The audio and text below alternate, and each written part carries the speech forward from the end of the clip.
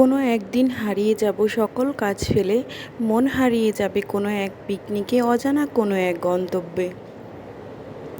মানুষ মাত্রই বিনোদন চায়।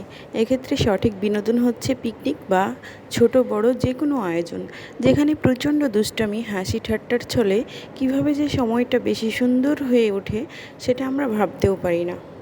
আসসালামু আলাইকুম প্রিয় বন্ধুরা, আমার কেমন আছেন সবাই? আশা করি সবাই ভালো আছেন। আমিও বেশ ভালোই আছি। তো আবারও আপনাদের মাঝে চলে আসলাম নতুন কিছু শেয়ার করতে। আশা করি আপনাদের সবার ভালো লাগবে।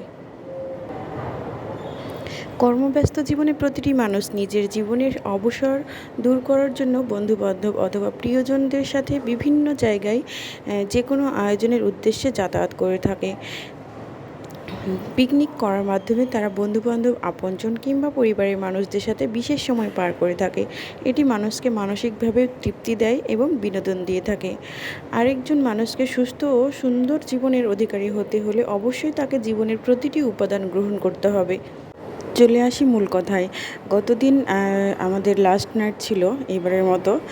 তো এক আপু এসে বললেন যে আমরা ছোট্ট একটা আয়োজন করতে চাচ্ছি সবাই মিলে, তো তোমরা কী করবা?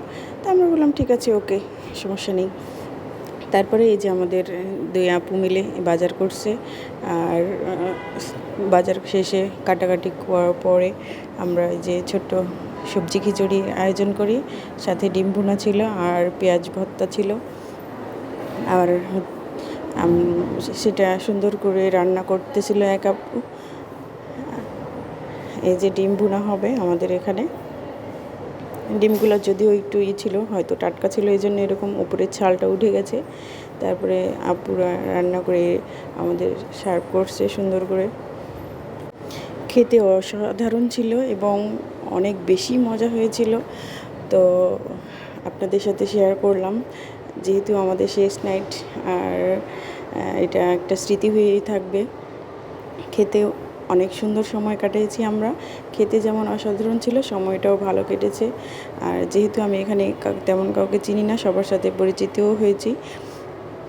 এই তো আলহামদুলিল্লাহ।